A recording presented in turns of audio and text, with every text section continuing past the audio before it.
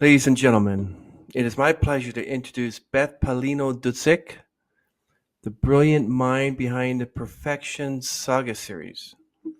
This enthralling collection seamlessly blends the excitement of spicy romance with the vibrant world of rock and roll. See, it includes music. Spanning from the golden era of New York's rock club scene in the mid 1970s to the present day, Beth skillfully crafts a narrative filled with love, family, and music, and the challenges of the music industry inspired by an idea that struck her over 20 years ago. Beth's story emerged in vivid black and white flashes last year. A surge of inspiration brought the entire tale to life. And she has been writing nonstop ever since. Join us as we explore the Perfection Saga, where reality and imagination beautifully intertwine. Now, both Pellino-Dudzic has authored two books, Perfection Saga. One is Playing Hard, Perfection Saga Series Book 1, and Playing High, Perfection Saga Series 2. I believe there's not a third book yet, and there's probably plans for a third one. The third book will be out very soon. Love that. So Yes. Beth Pellino-Dudzic hails in the Bronx. She was raised in Winchester County, New York. She holds a BA in Business Administration and has worked at IBM, as you mentioned. Beth is a proud mother of three adult daughters and a new granddaughter. Congratulations. She Thank you. currently resides in Alabama with her husband and her miniature Dachshund Truffle. So while the Perfection Saga is a work of fiction, many of the stories draw from Beth's experiences in the rock and roll world. That's interesting. I want to hear about that. And in your Okay. free time, Beth, I hear that you're passionate about football. You're also an excellent cook and baker. That's interesting. Yes. Well, Wow. I come from an Italian side and a Jewish side. So my grandmothers were cooks and bakers. And when I was a young girl, I was always at my maternal grandmother's and she would bake and cook. And I, it just came very natural to me to do that. And so, yeah, I like to do it, especially if it's a dinner party or, holidays. Um, I do like baking, but I personally am on the keto diet. So there's a lot of things that I don't bake anymore. I will bake for people at my husband's company. They sometimes put in requests, and it's like, well, no, it doesn't work that way. Don't put in, if I feel like making it for you, I'll make it, but I don't take requests. So, yes, I do love cooking. And the really great thing is that my daughters saw that, and they're all very good cooks. Well, that's excellent. Nice to hear about that. Beth, can you go back to the beginning where you grew up from the Bronx, being raised in Winchester or Westchester County, and what brought you where you are today? Well, I was born in the Bronx. My parents were teenagers. My mother was 17 when she had me, and quickly I had a brother, and we were like twins. So I spent a lot of time at my maternal grandparents, and it was big family. It just, my grandmother was the oldest of five sisters, and so my great aunts were like my aunts. I have an aunt who's only like 7 years older than me, so she's sort of like my big sister. Uh, a very, very loving family, and the same thing on my father's side with the Italian family. And I was about five or six, and people were fleeing the Bronx, and a lot of people moved to Long Island, and that's where a lot of my family on both sides lived. And my mother hated it. She said it's flat. And we moved. Westchester County is just over the border from the Bronx. So we moved to Westchester. And I grew up in a very, I mean, idyllic, that, growing up experience, riding bikes and, ice skating on ponds. And it was just a beautiful way to grow up. I had lots of friends. And when I was in junior high, my father said that we were moving to Florida because Disney World had opened up, and my aunt, my father's sister, had a business, and my father chose to go there. And I really hated him for a long time that he took me away from that. But we only lived there 2 years. But I will say, and this leads into a lot of things. I was a young teenager, and I got to experience certain things, like marijuana. Where there was this guy, he was older, and he sat me and my friend down, and he said, "We're going to smoke this until you get high." And that happened. And so that opened me up to that. I was always into music because my parents loved listening to music.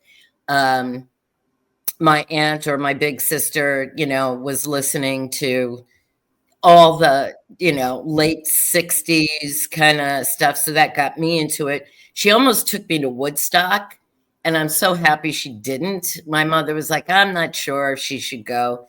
And I saw her when she got back, and I was like, I would probably be scarred to life if I would have gone, because it was something that I don't think I could have handled back then. So yeah, living in Florida opened up worlds to me that I didn't expect. And I hated my father then because I had, my steady boyfriend and the first, love of my life. And then he said, "Up, we're moving back to New York." And in retrospect, it was probably one of the best things that he did, because I could have seen myself in situations that I wouldn't have liked to have been in. And moving back to New York was comfortable. And high school back then, I mean, it was, you could, in the old fashioned high schools, and I don't know if you know how, if they have them there, they would have the vestibules. They would have the outside door, and then there would be another door, and everybody would, in the wintertime, go in there, and they were smoking cigarettes, and the teachers would let it go, right? They would be like, "It's only cigarettes." And as time went on, there was other things that were being smoked, and the teachers were like, "If you're going to do that, just go outside." And it was a very liberal kind of setting. And I had two best friends, and we were going into Manhattan was very easy. We could take a train, or we could take a bus in the subway, and we would go to Madison Square Garden, Radio City, or Woolman Skating Rink, which in the summertime it was like $5. So we saw like every show. You name the band, I probably saw them. And it was, you never thought about anything about taking the subway and the train, bus to go down into Manhattan. And around 16, I was going to clubs, and nobody checked my ID or anything like that. It was just like, "Yeah, go ahead." And I started dating a guy who is still my friend to this day, and he allowed me to use his name in my books. So I was happy for that. I started dating him, and he was a roadie for the number one, and they were the most, they were the greatest musicians. They really were. But they were the number one band on that circuit. And they played very progressive music. And so I became friends with the guys in the band.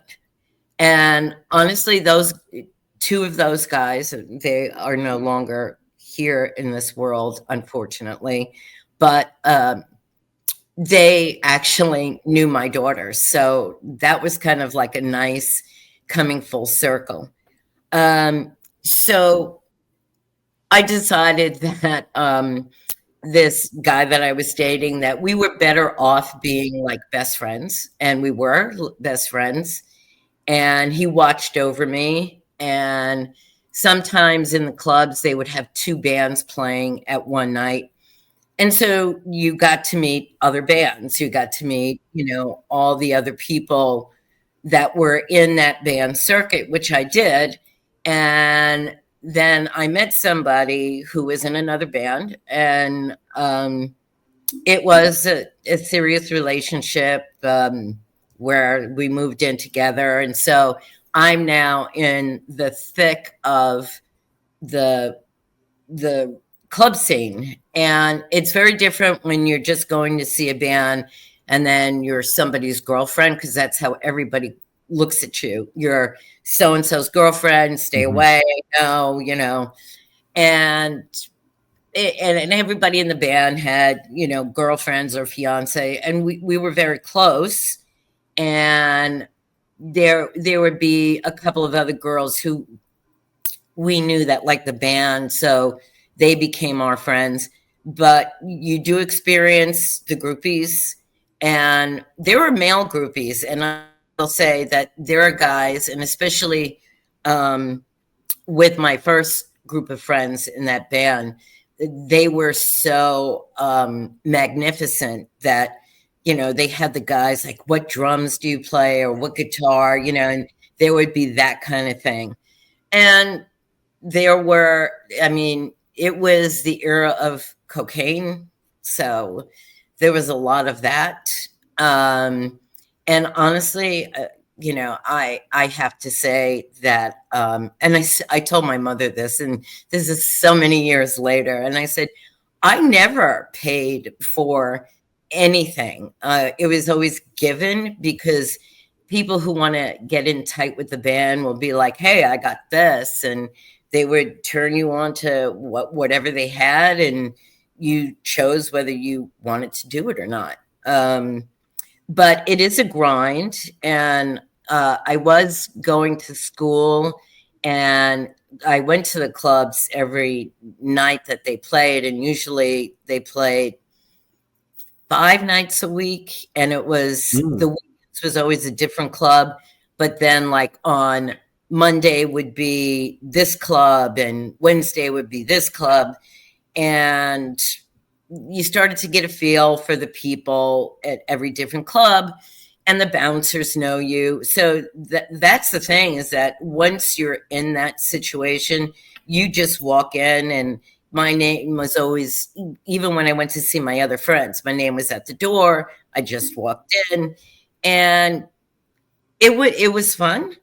It was, I was on the younger side, but I was accepted. I actually think I lied about my age to the guy I was dating, because there was a big age gap.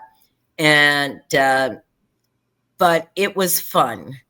And then you saw the bad side, which is the band goes on stage and everybody thinks it's great, but they don't know that there's internal fighting amongst the band members. And I saw it with almost every band that I was friends with. There was a rub where somebody wasn't getting along with somebody, but they knew they had to go on stage. And as things started winding down, back then there was the record companies came to solicit you, and there would be an A&R guy from a record label, and they would kind of sit at the bar and check you out, and it really mattered if you had original music. That's what they wanted to see, whether it was like one or two songs, just something that they saw that you were writing your own. Because now it's acceptable, because there are bands like, this is a Pink Floyd cover band, or this is a, Journey cover band, and you know what that is. But back then, you were doing covers with the idea that a record company was going to come look at you and want you to do a demo. And sometimes, and it happened to the person that I was with, that there would be some guy who claimed to be a wise guy. And I will say that my father was a wise guy. So when this guy came around, I was like, okay, well, he's not really, all he says.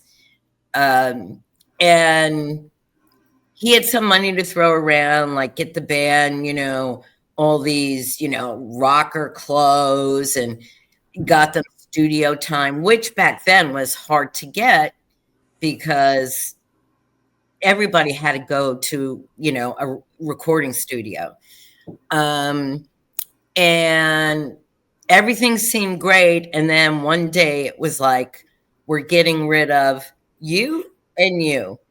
And when that happens, you change the band, and the band, that product that you wanted, now changed. And that was, I saw it happen in other bands. Yeah, like for instance with Chicago and Terry Kath, the original lead singer, and then he died, and then Peter Cetera became the lead singer, and he left, and now it's somebody else. And the same thing with, perfect example, Linkin Park. They have Emily Armstrong now, who sounds just like Chester. So, but it's still a different band now. And I'm glad you brought that up. I mean, I was in the car listening to it, and I said to my husband, this sounds like Linkin Park, but what? And he said, oh, they have a female lead singer. And I said, nobody can replace Chester. Exactly. I mean, that's the way I felt about it. Yeah. And Mike Shinoda got in really hot water from Chester's mother, who says, you can't do that.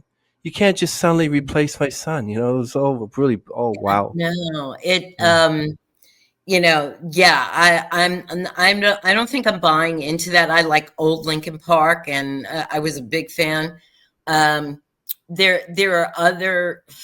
were two other besides Cobain. I mean, Cobain and Nirvana was, that was the first, and you can never replace Kurt. There was no way.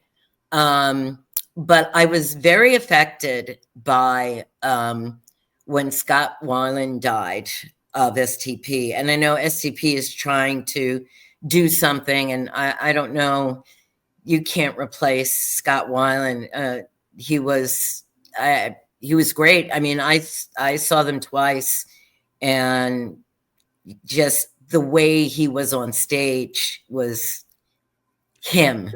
I agree with you, because when, like, Queen was Freddie Mercury, now they have Adam Lambert, and although Adam Lambert had to learn all the songs, it's still not the same.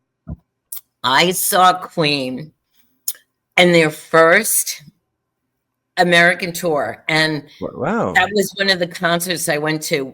My girlfriend, we went to see Mott the Hoople. Okay, so that was the band we wanted to see, and the opening act was Queen, and we were pretty wasted, I will say that. But we were waiting for Mott the Hoople to come on, and Queen comes on, and Freddie Mercury had that white shirt that looked like, wings. And I remember after Mott the Hoople played, I looked at my friend and I said, I don't know, that opening act was so much better than Mott the Hoople. And we're like, Queen, okay, Queen's the name of the band. You know, who knew? But Who I were just thought starting out then if you didn't know who Queen was? because they were the opening act. Nobody, you know, really knew who they Wow. were. Wow. Um, That's going way back. yeah, and here's the thing, and I've discussed this in other podcasts, is oh, and the only other person, and I'm going to get back to the Queen thing, is when Chris Cornell died. That affected me extremely hard. Where with both Scott Weiland and Chris Cornell, I loved them so much that I really couldn't listen to their music for a while because it just really, I felt the pain of them not being around, and you know why, especially with Chris Cornell. But you bring Wait a up minute. Queen. Uh, Gwen Stefani, who was her husband then? Gavin Rosdale Gavin Rosdale. Okay. from Bush. Yeah, Right. they're trying to it's. We'll discuss that, the resurrection of some of these bands, but I um, I watched 3/4 of the biopic on Freddie Mercury, right? And I saw a documentary on Queen, and we knew what Freddie Mercury was doing. I mean, if you follow music, you knew what he was into, and he was he was very he actually had a statement where he said, "I'm doing everything with anybody and everyone," and he lived a very hedonistic life, and that's okay. But unfortunately for him, it was in the era of when AIDS was just coming out. And I felt that the biopic that they did glossed that over. It totally did not. Freddie Mercury was who he was, and it was okay that that's who he was, but they kind of glossed that over. And so I wasn't happy with that movie. I was like, nah, that's, you know, you're not getting into the heart of who he was. And they did that also with Amy Winehouse. Mm. My daughter and I, big Amy Winehouse fans, and she called me, and I was in the car driving, and she said, Mom, Amy Winehouse died. And I pulled over and I cried. Mm. And we went to see a documentary that, you know, was filmed with her and her father and everything. And we left bawling our eyes out because it was Amy in her own words. And then they did the biopic, and they concentrated more on her relationship with, you know, the guy, and not Amy, who was 16 years old in England, being a powerhouse. I mean, that's who Amy Winehouse was. And yes, she was flawed, but yeah, so I take biopics a little bit. I'd rather watch the documentary, and I just saw an advertisement on, I don't know if it was on Netflix or Amazon, but Led Zeppelin, they're putting out a documentary on Led Zeppelin, a new one. Mm. And I don't know where it is. I'll find it. So that'll be interesting. But this is a documentary, like where they're taking, you know, from tours and them talking. So that should be interesting. Um, so yeah, getting into the music thing, and then another friend and I had a I forget how we even met him, but he was a promotional manager for a very big record label at that time. And so he would go, you know, he would say, "Hey, why don't you come meet me backstage for this band or this band?" And some of them were bands I didn't really care for, but it was just the fun of being part of that scene and being exposed to people. You know, you meet celebrities and some of them are great, and you meet some of them and you're like, wow, I used to like you, but now that I've met you, kind of, no. Wow, you don't say that to their face, though. No, you don't. You just act like, hi, yeah, okay. Yeah, so it's almost like don't meet people who you're really into because you might be disappointed. Mm. Um, so and then the club scene in New York started to change, right? It was big, it was vibrant, and as we started getting into the 80s, a lot of the clubs were being sold and they weren't doing it, and it started to change, and I also started to change because I was finished with school and I was went to work in Manhattan, and I worked for a big accounting firm, and people would say, well, what is this rock and roll girl doing in an accounting firm? But it was a great job. I had a wonderful job. And the stereotypical all accountants are boring, not true. Had a great group of guy friends, and we'd go to the Irish bars till 2 o'clock in the morning, So it was a great job and I loved it. And I still had my foot in the rock and roll world. And the guys in the office, if there was a boyfriend who came, with the platform shoes and the long hair, they'd be like, he's for Beth. This guy's coming to see her. And they were right. And then you slowly transition, which I did, that I got into the professional mode. I went to school for doing this, and some people said, you sold out because Mm. you went for the straight life, and I did, and I don't I you can't look back in your life and say, oh God, I made a mistake there, because it leads you to where you are today. And unfortunately for me, I was dating this person who what I did work with, and I said, oh God, no, this guy was asking me out for 5 years. And I don't know how it happened, but he got a job in Hawaii, and I said, okay, that's it. And I had a ex-boyfriend who was from that rock world, who was controlling, abusive, and he was stalking me for months. And so this guy took a job in Hawaii, and he said, why don't you come out? And I did. And I thought I was only going to spend a year there. And they were holding my job for me at the accounting firm because they said, no, you're going to come back. And my father gave me a one-way ticket, and I was going to go back because Hawaii, is a great place to go and visit, but to live there, it is very different when you have to live there, because you're on an island in the middle of the Pacific Ocean, and you can't go anywhere.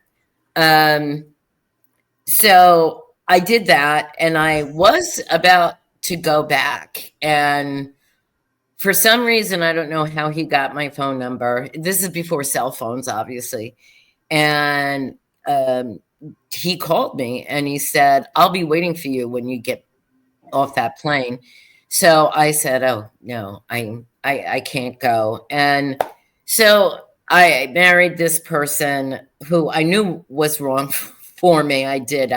My parents were just like, we don't have to go through with this. It's okay. And I was just like, did you see everything that's planned? I mean, so I went through with it, and I knew it was a mistake, but I did have my 3 daughters. So, that, if I look at it, that was the takeaway from that. But I lived in Hawaii way too long, and I finally said, I can't do this with this person. I don't like living in Hawaii. And, you get into the vibe of Hawaii. And yes, I can pronounce, the Hawaiian street names. Because I went back a year and a half. My daughter decided she wanted to get married there. So my husband and I went there. It was his first time and the last state in the country for him to go visit. And I thought I would hate being there, but it was actually fun. Because I knew I could go back home. I was getting on a plane to leave. But yeah, so I went through a bad divorce because I wanted to take my 3 daughters out of the state and said, I'm moving back to New York. And I did, and I wanted my daughters to have that New York head, which unless like I'm born and raised there. So for me, it's very simple to get back into that mode. But living in Hawaii is very sheltered. And I did not want my daughters to be that sheltered. So I brought them to New York, and I think that they were all happy because they're very New York centric now. My youngest daughter lives in Brooklyn, and my other 2 daughters live in Portland, Oregon, which I enjoy going to. It's fun. It's weird, but they are New Yorkers, and they will be the first to say, "Yeah, I'm from New York." As a matter of fact, my daughter just told me I have to give up my New York driver's license and get an Oregon driver's license now. She wasn't happy with that. But meanwhile, throughout my life, living all these different things, I was still the rock and roll girl, right? That never left me. And I raised my daughters on music from a very young age, Beatles, Stones, Van Halen, this, that. I mean, Talking Heads, and some of this stuff was a little advanced for them, but they were raised with that.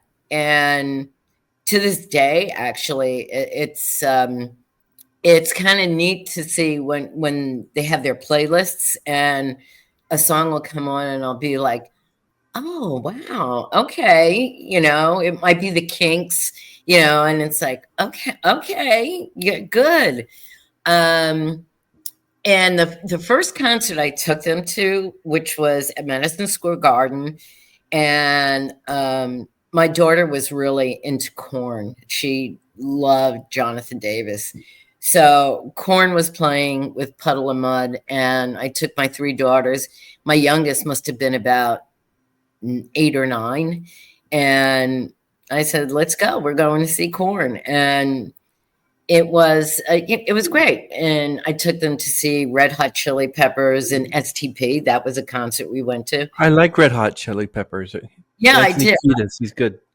Yeah, no, it's Flea. and my daughters are into it, right? Well, one daughter is not into the Red Hot Chili Peppers, but the other 2 are. And so I exposed them to music. And then now I'm going to segue into this story that I had in my head.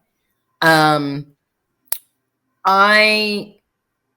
actually have 4 stories that are going through my head, and they're each different. But the rock and roll story would come at me, and it really did. It came in. Yeah. What inspired you to write the Perfection Saga series? Like you told us about the golden era of the rock club scene in New York. Why did you choose this setting for your series? Because it was something I knew and something I could talk about. And like I said, 20 years, I had this story in my head, and it was about a couple, and they were in the rock scene and what it takes for them to get famous, to get a record deal. And it was coming at me in like black and white little, this would be a scene, that would be a scene, this would be a scene. Originally, when I started formatting it in my head, it was a little bit darker. And as time went on, I said, no, I don't want to make this dark. I want to make this more of a love story and how this couple navigates everything. And even from the moment that they meet, it's so it started to change, and I was getting the snippets, and like I said, I have 3 other stories in my head, and sometimes they would come into play, but the music one just kept pummeling me, coming and coming and coming and coming. I don't know if you hear I have a dog that's whining at my feet here. So this is exactly how it happened. Like, I thought about writing a book for like the last 5 years. And I even said to my husband, there's a song from Pop Evil that's called Survivor. And a few years ago, I said, if I ever write a book, that's the song I want to introduce my books to. Now, that was just, I don't know why I said that. It just came from nowhere. But about, let's see, it's a year and a half maybe since I first started writing. So I literally was cleaning my house, which is my normal thing. I clean my house every morning, and the story started to come in color, and the characters started having names and like where they were from, and it was like starting to fall into place. And I turned on the shower after my workout, because after I clean, I work out. And I turned on the shower, and the story just, boom, it hit me. And it started running, like names of the characters, where they're from, it all started to format. And I said, I got to start writing this down. And I took my janky old laptop and I started writing. And I remember losing 10 pages, which got me very upset. So yeah, but I kind of remembered where I was going. And so I got a new computer and I started writing. And so it just flowed out of me. And then, and actually book 1 was book 1 and book 2. And then I got on the self-publishing journey, which is a journey, because a first-time writer is never, I mean, maybe somebody, but they're not going to look at you. The publishing houses are not going to look at you. So what you're left with is going into the self-publishing arena. Yeah. And there are a lot of very bad self-publishing companies. And I dealt with 2 of them, and they were hard. One guy was calling me every day, and I said, look, I'm not ready to do anything with you, so stop calling me. And then I dealt with a company that made themselves look like they were Amazon, and they weren't. And Amazon does not, Amazon comes to you if they want to publish you. You don't go to them. They don't take you submitting your manuscript. So what I did was, there was a site called the Alliance of Self-Publishers. And I went on that site, and they rated people with a green light, which meant they were good, yellow light, and then red light. And then everybody who I dealt with was in the red light. So Whoa. yeah, there was only about 7 or 8 that were greenlit. So I called everyone and I met with everyone, and I found the person who I wanted to work with. And she was burnt by one of the self-publishing companies that I was dealing with. And that's why she started her own business. Oh, wow, And nice. yeah, and I love her to death. And we put together this great team. She she gave me 3 editors, and she said, interview them and tell me who you like. And same with my marketing person, and same thing with the woman who does my covers. She does my website. She does my book formatting, because all books, I forget the name. Books all have to be formatted in this certain way. And so this person, she's wonderful. I love her artwork. Um, and 3 of them have worked together on other projects. So I really have the A team of people. And when I gave my editor book 1, she said, Beth, this is 2 books. This is not 1. And I said, okay, where are we going to split it? And I knew where I thought it could be, where it should be split, because I wanted the book to be a cliffhanger so that you would buy book 2. Hmm. So that's what we did. And as she was reading book 2, she said to me, I want you to continue the series. And I said, okay, I can do that. And I wrote book 3 and book 4, because they are now book 3 and book 4. And there's book 5 that's written, and I am working on book 6. So I have 3, 4, and 5 done, and I just need to roll them out to the editor. And I will say this: if you're going to self-publish, expect to spend money. If you want a quality product. Now, some people just want their book to be published, and they're okay with that. I'm not doing this as a vanity project. I'm doing this to be a series that people want to read, and that it goes out to the masses. And and I'm going to pick there's 2 that I'm thinking of, and my book is not like either one. But 50 Shades of Grey became popular 5 years later, same with the Twilight Saga. So I'm hoping to expedite and not be 5 years in, but that's why I need to roll out book 3, which is going to start to happen. And like I said, 4 and 5 are already written, but the releases of the books will probably be between 4 to 6 months. I don't want to leave people hanging, because they're cliffhangers. So you don't want to leave your audience hanging, saying, "Where's the next book?"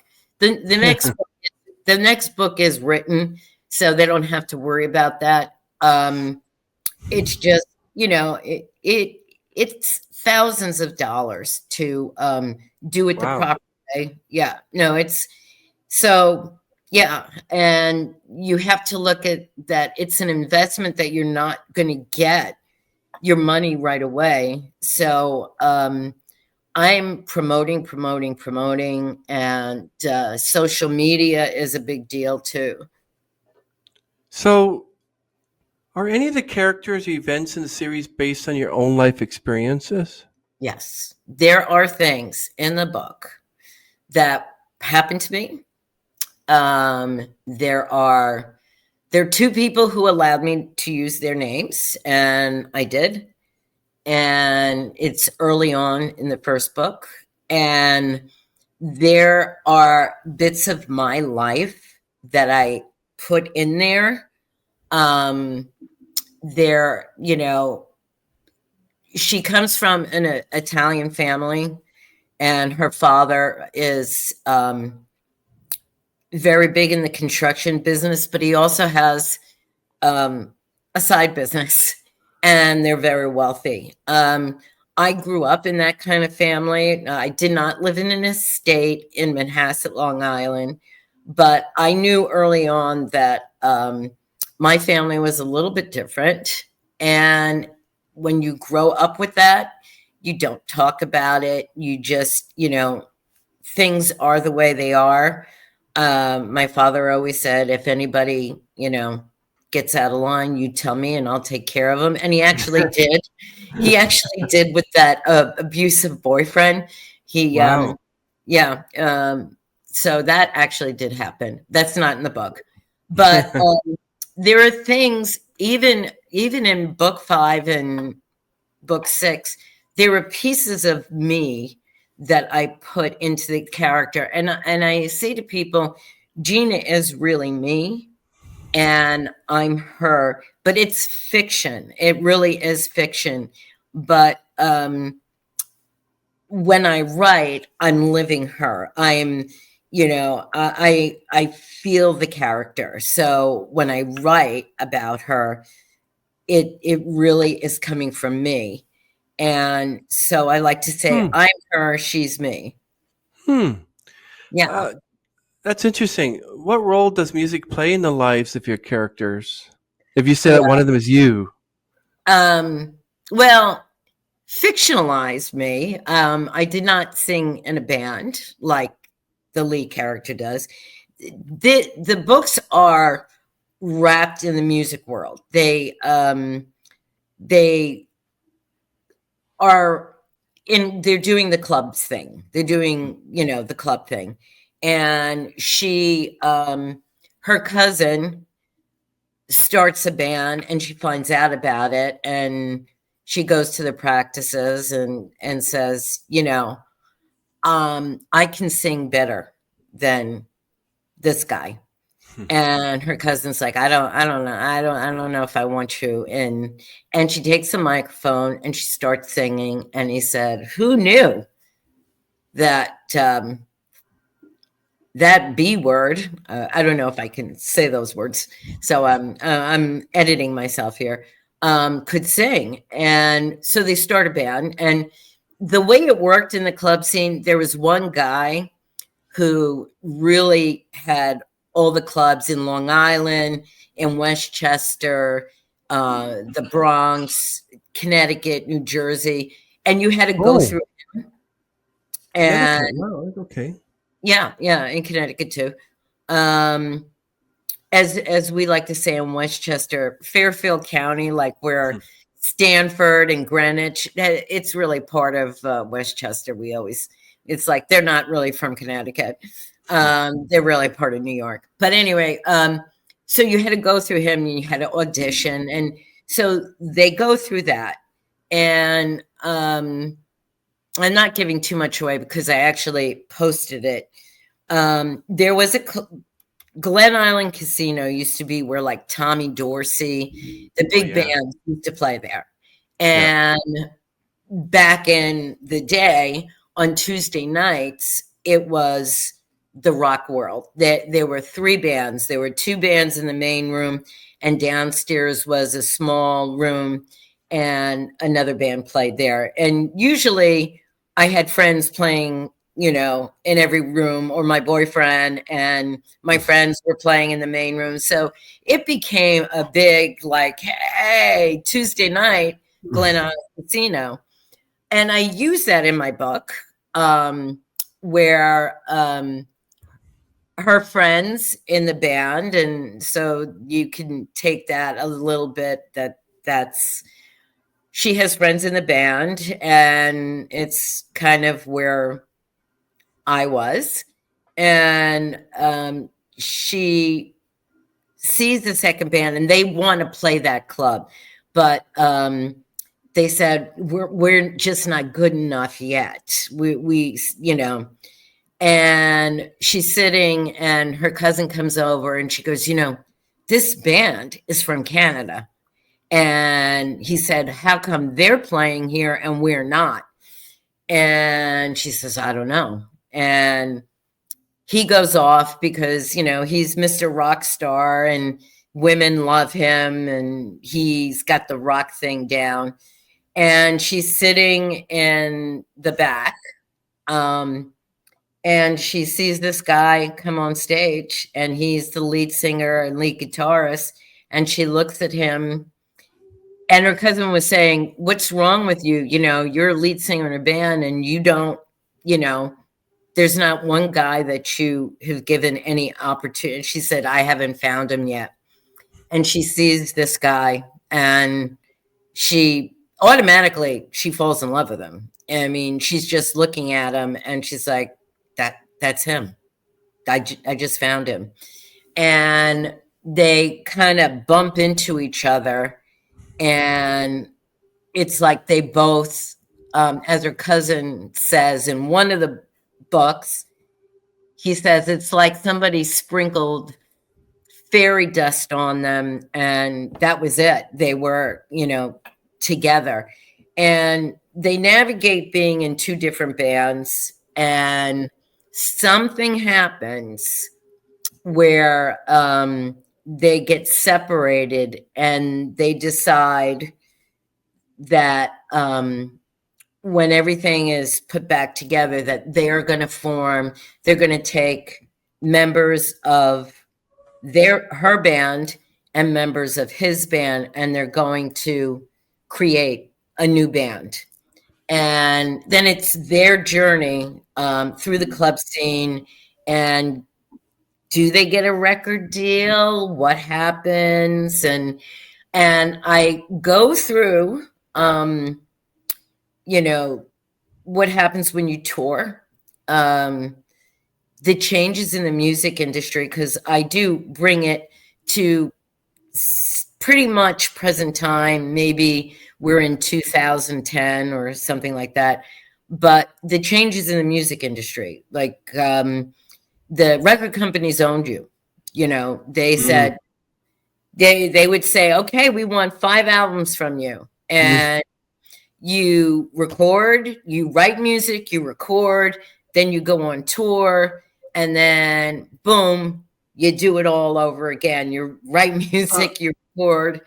Yeah, it's essentially to talk about music industry and record deals. I've heard from a lot of people saying, and one guy's actually lead singer of an '80s group, and he told me that he was offered, or his group was offered, $1.5 million for a record deal, but you don't get $1.5 million. No. And if you spend that, you have to pay it all back. I want to know, how did you incorporate the personal pitfalls of the music industry in your storyline? Like, did you have to research what goes on behind the music industry? Because if you were to make something up, you could be seeing some serious litigation there. I did a little research, but I also knew that, an A&R guy comes, sees your band. Do you have original music? Yes. Okay. And just because you get a demo doesn't mean that the record company is going to buy into you. And it's like the A&R guy kind of has to sell you to the company, the heads. And once that happens, then yeah, you sign a deal and, they get some of the royalties. They do. And yes, I did a little research, but I also knew how certain things went. I don't name any. Look, I had to, when I was trying to create a record company that didn't exist, I was researching, is this a record company? And everything I put in was a legit record company, because now things are different, which I'll go into. I literally was sitting on my back porch and my dog was out in the backyard, and I have a fenced in yard. So I must have tried 50 different names for a record company, and they were legit record companies, so I didn't want to use them. And even when I talk about the club scene, um, people back in the day would know what club I was talking about, but I changed every name except for one, which my friend said I could use because it was him and his father's club. But I had to make up names because I didn't want anybody to come back at me. So Mhm. everything is fictionalized.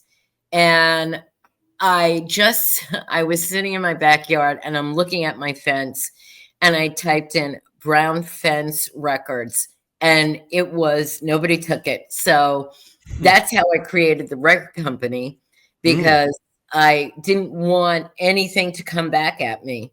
And um, so they go through the process of, yes, they got a record deal and, you know, they will take the royalties, some of it, and, they have to fight for a percentage.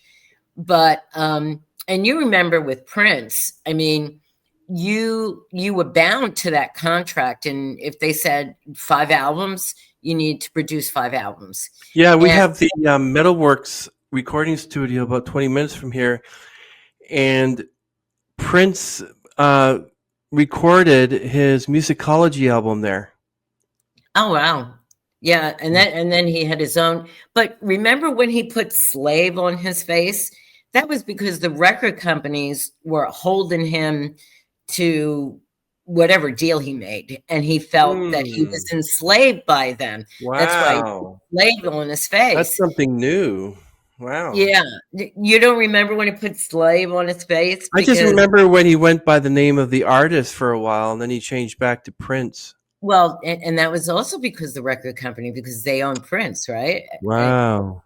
So I incorporate that in my story. Like, you're in a grind when you do the band club scene, right? It's like, okay, you're playing this night, this night, this night. We're off, we're playing. So that's a grind. And it's like, at the end of the night, there's beer on the ground, there's vomit on the ground, there's, stinky perfume. And, when everybody leaves, it's a mess. And, you're trying to pack up and leave.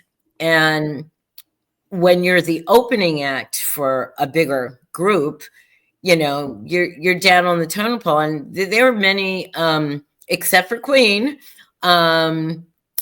sometimes people don't pay attention to the opening act. So you have to be powerful. And this band that I created becomes a very powerful band, and they're touring with the number one group of that record company.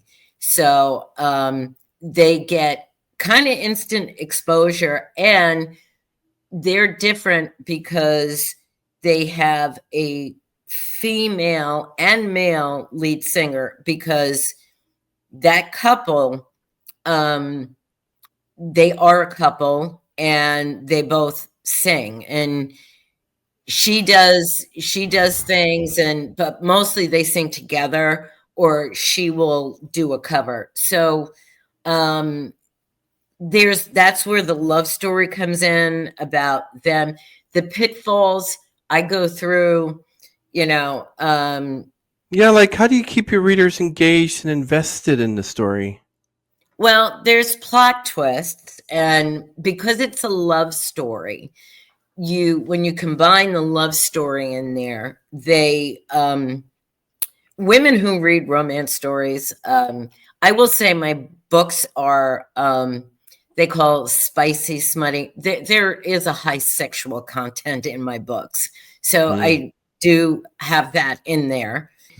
I incorporate groupies because she is the female lead singer, and this is kind of where I am.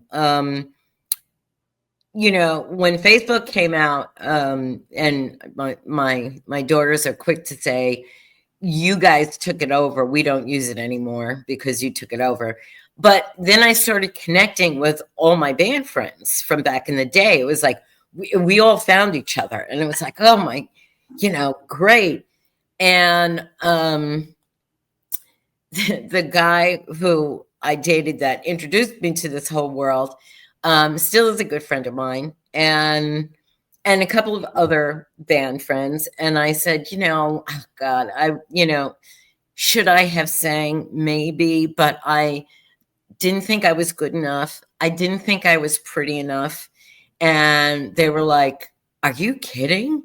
You were hot back then. And I said, I was? I said, I didn't know that I was. I said, really? And they're like, yeah, you were. And I was like, wow, I would have made so many different decisions if I knew that back then. There was a guy who the band that I was friends with, and one of the guys in the band did like me, and I kind of had a meeting with him, and not a meeting, now we would say we went and had coffee, but I knew he was interested in me, and I said, but you have a girlfriend. And I said, and I'm always number one. I'm never number two. I'm never going to be a side piece. And, because I grew up in an Italian, you always are number one. You're not a side piece.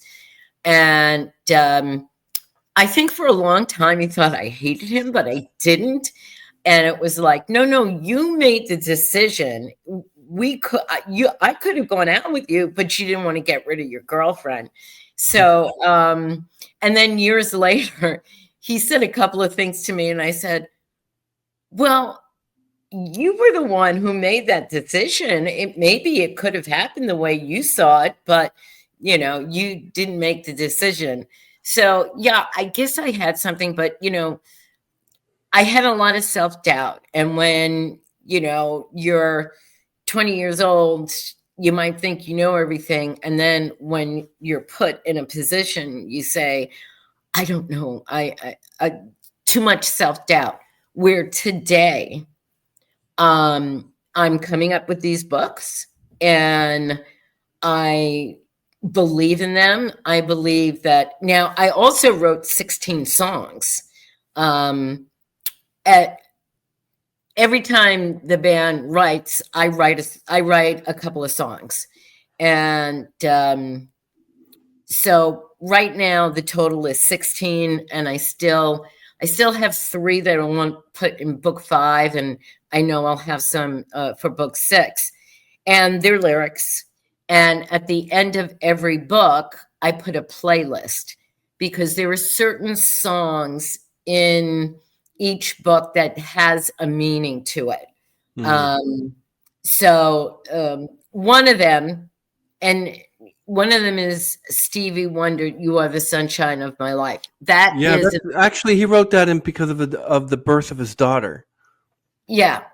And so, but it does play a pivotal role in the book. And it's like, and then of course there are other songs, like when they're a bar band, they sing certain songs, so they're included in the playlist. And then I put the songs that I wrote with an asterisk, saying that it's a perfection song. And God, there is bands I like that I would love for any of them to kind of, I'd work with them. I have a few bands in mind that I would work with. They don't need me. They're magnificent, prolific writers on their own. They don't need me, but I do, and I know the way the song should be. I just can't write music. And I do practice my singing voice. And like today was a good day. When I work out, I play my music, I sing, and I will say that I can sing Pearl Jam really good. Wow. Yeah, Eddie Vedder and I have a very similar voice, I guess. But so, sometimes it sounds good, sometimes it's god awful, and I know it's awful. But that also happens when you tour. Now, we were talking about, bands that are coming back. Mm-hmm. I read a lot. I get to 2 or 3 things in my email about the rock world that's going on. And the reason why we're seeing a resurgence of bands like Creed and Incubus and And the two get and Noel Gallagher and Liam Gallagher getting together to get back to their old group again. yeah, I mean, there's those bands are getting resurgence because the younger generations are listening to that music, and that's where those bands are making money, and that's why they're coming out of the woodwork, because people my age are like, oh yeah, I want to see them. They're a great band. I can't believe they're touring. um Three Doors Down and 3 Days Grace and all these bands that were like in the 2000s are all touring now. Mm-hmm. Metallica has been touring forever, but they're still relevant. So there's a lot of these bands that are touring because that's where they make their money, is by touring. And the one difference, I go through the record company thing and, touring, but then MTV comes, right? And MTV could make you, if if they liked your video and they played it on their rotation, you became famous. I mean, Nice. Yeah. I I think of when I think of it, I think of Whitesnake and Tony Katan, throwing herself over the car, and would Whitesnake have been as popular? Probably not, if it wasn't for that video they did. I don't know, but videos made. Dee Schneider and Twisted Sister and Okay, what do you want to do with your life? can I tell you? I'm glad you brought them up. So, in that New York club scene that I'm talking about, Yeah. the only band that made it with a record deal was Twisted Sister. Oh. And I have a great story, but I'm not going to tell it. I did tell my daughters, and Dean, his wife, had a short-lived reality show, and Suzette told the story because Twisted Sister used to, my boyfriend, his band, they would always, like on 4th of July, they would put those two bands together. So, it would be packed, right? And it was like, okay, the girlfriend's table here, the Twisted Sister girlfriend's over there, and you didn't move. But the bartenders would send you drinks, and it was cool. So yeah, Twisted Sister was the only band out of to make it big. But yes, so I have a couple of good stories about when those two bands would play together. And I did tell the story to my daughters, and they came running in saying, oh, Mom, you were right. And I said, why would I make that story up? Like, how could I make that story up? That it's of course it was real. I'm not going to lie to you. So I think that my daughters looked at me and like, okay, Mom was really in that scene pretty deep. Okay. But so yeah, you brought them up. Yes. Know them well. I don't know if Dee would remember me as so and so's girlfriend from that band, which is the way people knew you, is like, you're so and so's girlfriend. It didn't matter what your name was. You were taken. You were that person's girlfriend. But go through the MTV thing, and then would start like now every band, or most bands, have their own recording studios. It doesn't take much for you to have a recording studio. And so, and in between there's like Napster and the streaming, right? We do the streaming. And there's one point where the female character said, I don't even know what we do anymore. Like, do we put out albums or are we streaming? What's going on? Well, like, but she is business savvy. So she makes sure she understands everything that's going on. And then I will say they do have their own, they create their own record company, because that's what people do now. They have their studios, whether it's, in a basement or a separate building or whatever, but a lot of them have their own recording studios. So good for them. That's, they can do what they want. What what advice do you think you would give to aspiring authors who want to write about complex themes like romance and music?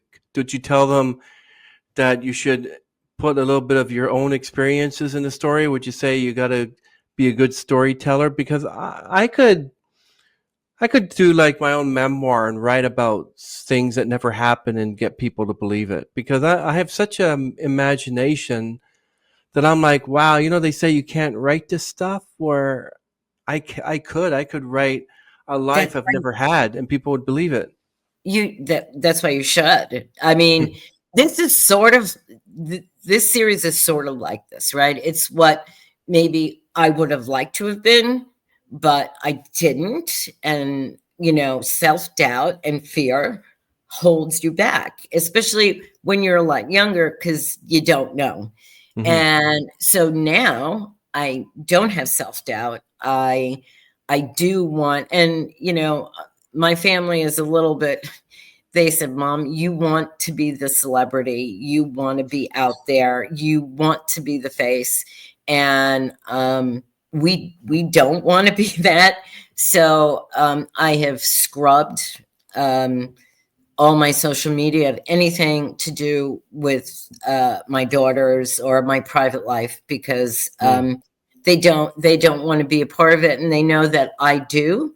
Yeah, Um, I know somebody that I really care about who um, removed all the photos of her and her son so that you won't even know that she has a child, just for um, the safety, right? yeah, I did it, yeah, for that, and I don't really, other than I say I have three great daughters. That's all that I will put out there, because they don't want to. Nobody in my family does. They're like, no, I should take that back. My mother probably wouldn't mind, but I'm not going to put her in any situation. I do. I want the books to be out there. I want them to be. Do I want to be a celebrity from them? Yeah, absolutely, I do. I'm not doing it to just be, you know. I wrote a book. I wrote 6 books, and after those 6 books, I have 3 other stories that are waiting to jump out. So I can be writing for the next 10 years. So how do you stay inspired and motivated to keep writing? Isn't there a time when you just, what am I doing this for? It's too much. Got to deal with my mental health. That's very important. Um, well, I do go see my shrink every other week, so I think you know I in Hawaii, when I was getting my divorce, they make everybody go into therapy, and that was my first bout of therapy. And ever since then, and that was a long time ago, I had a great therapist in New York. I have a great woman that I see, and it for me, I mean, I look forward to going to my therapy sessions, because and I really believe in this. Everybody should. I mean, maybe you don't go like I do religiously, but it's good to check yourself. And the most important thing is that if you're going to go to therapy, you cannot lie to your therapist. It's like, then don't bother going, because then you're Mm. lying to yourself.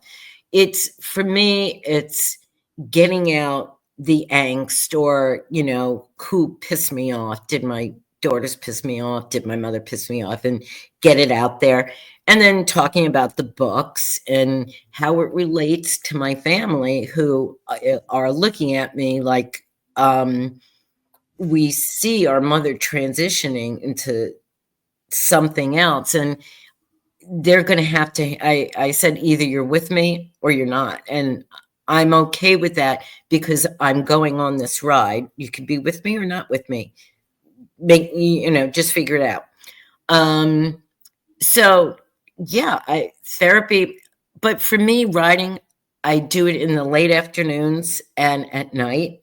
And I still have so much to write in this series that it's like, it's like a religion for me. It's like, I've got to write it. I got to write it. I got to write it. And actually, this morning, one of my other stories started jumping off the shelf. I call it jumping off the shelf. And I was doing something, and all of a sudden, and this is the third story, which will be a series, because there's no way I can do this without it being a series. The character started jumping out, and I said, no, you got to go back on the shelf. I'm not ready for you. I'm still with, I'll say the names. Gina and Trevor are the two main characters. And I said, nope, I'm still into Gina and Trevor. And as I'm self-editing, as I told you, I went back to book 4. And it's interesting. I go back into, I did book 3. That's all done. I'm just waiting to pay my editor, like I said, thousands of dollars to edit my book. But I'm doing the same thing with book 4. Was there a lot of editing it needs? I have to say that my editor does not, I mean, she'll just say, let's take this one line out because you said it in the page before. She does not change my story. She might change some phrases, but she keeps my, it's not like I get a red line, she keeps the story intact. She understands the characters. So if she makes a suggestion, sometimes I'll look at it and say, okay, yeah, and that makes, I like that better. So that's great, Beth. Is there any last words before we end the stream? Where do you want? Where can people find you, and what do people expect for the next 4 books? Well, I'm on Amazon, which everybody is on Amazon, and you could buy paperback and Kindle. And there is, wink, wink, nod, nod, going to be a Valentine's promo Nice. on Amazon. So that's happening. And you could go to my website, perfectionsaga.com, which will give you a link to buy it on Amazon.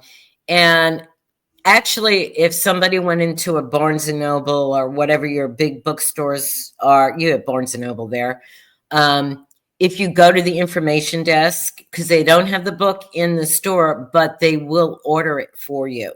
So you can do that also. But I mean, everybody, Amazon, I'm worldwide distribution. So if you're anywhere in the world, you can buy my book. We do have an Indigo. Do you have an Indigo in the States? No.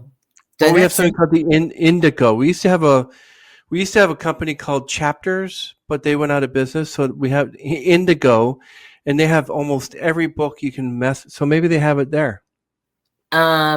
I don't know, but I might be hitting them up and asking them if they want to have my book. Thank you for giving. I'm going to write that down right now. Indigo, and it's a Canadian company, and there's one here up the street at a mall called Square One. And Indigo, you can literally go and check to see if Indigo has the book. It'll say yes, it's 3 copies, or it'll say no, there's no copies. You want one, and then stuff like that, Listen, there's a place in Portland called Powell's, and it's very well known. Like in New York City, we have the Strand, And I did, when I did the Portland Book Festival, and I did hit them up, and they wanted an ebook version of my book to read first. So I need to recheck with them, because these kind of stores, they don't have the people don't understand when you go into the Barnes and Noble that the publishing houses own all those tables. So as an indie author, you know, you're not getting in there unless Book Talk will put you in there. So I'm working on Book Talk. I'm working on getting my book everywhere possible. And if people want to contact me, I'm on all social media.